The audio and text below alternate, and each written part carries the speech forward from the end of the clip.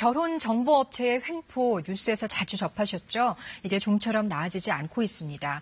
가입비가 수백만 원이지만 환불받기는 절대 쉽지 않고요. 또 과도한 위약금을 요구하는 경우도 많다고 합니다. 신분을 속이고 가입하는 사람들도 있고 또 당초 계약과는 다른 이성이 나오는 경우도 있다고 하니까 가입하실 때 정말 신중하셔야겠습니다.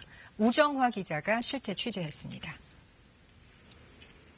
네, 먼저 이걸 한번 같이 보시겠습니다. 한때 논란이 됐던 결혼정보업체의 등급표입니다.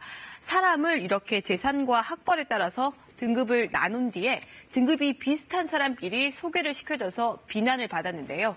또 하나 문제가 있습니다. 사실 어제 오늘의 일이 아닌데 바로 결혼정보업체와의 계약 문제입니다. 앞서 말씀드린 대로 결혼정보업체에 상담을 가서 학력과 재산 등을 공개한 뒤에 실제로 소개를 받으려면 업체에 수백만 원을 줘야 계약이 되는 건데요. 그런데 계약하기 전에 정말 꼼꼼히 잘 따져보셔야겠습니다. 일단 계약을 하고 나면 환불이 쉽지가 않아서입니다. 이 사례 먼저 함께 같이 보시겠습니다. 저희 취재진이 만난 여성 김모 씨, 지난 3월 말에 한 결혼정보업체에 상담을 받으러 갔다가 가입비를 할인해준다는 말에 계약까지 했습니다. 그런데 계약까지 하고 오니까 여기저기서 이상한 사람이 많다더라고 하는 등 경험담을 듣고서 환불을 요청했는데 지금까지 환불을 못 받았다고 합니다. 계약서에 분명히 환불 규정이 돼 있지만 업체가 이런저런 핑계를 대면서 환불을 미루더라는 겁니다.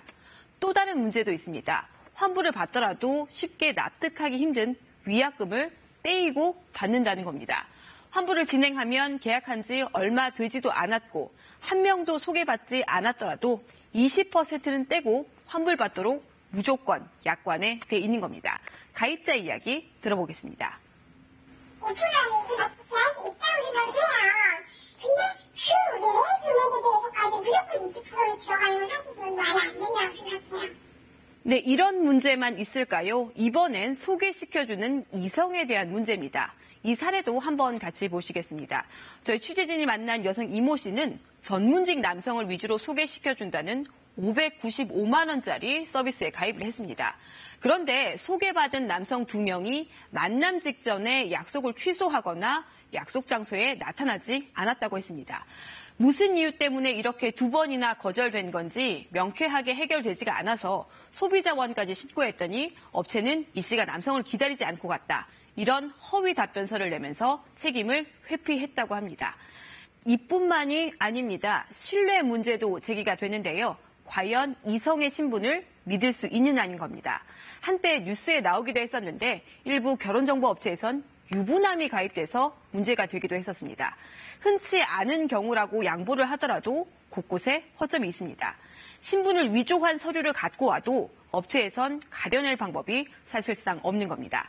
자, 이렇다고 하더라도 인터넷에 보면 결혼정보업체 통해서 결혼했다는 후기도 많더라. 이렇게 하실 수 있습니다. 물론 실제로 결혼으로 이어진 분들도 많으실 겁니다. 그런데 후기를 마냥 믿기보다 다시 한번 보셔야겠습니다. 저희 취재진이 예비 신부들이 많이 가입돼 있는 한 인터넷 카페에서 이 후기들을 한번 살펴봤는데요. 이상한 걸 하나 찾아냈습니다. 분명히 글을 쓴 사람이 다른데도 글 내용은 거의 비슷했습니다. 그래서 글 쓴 사람한테 연락을 해서 물어봤더니 이렇게 돈을 받고 써줬다고 털어놨습니다.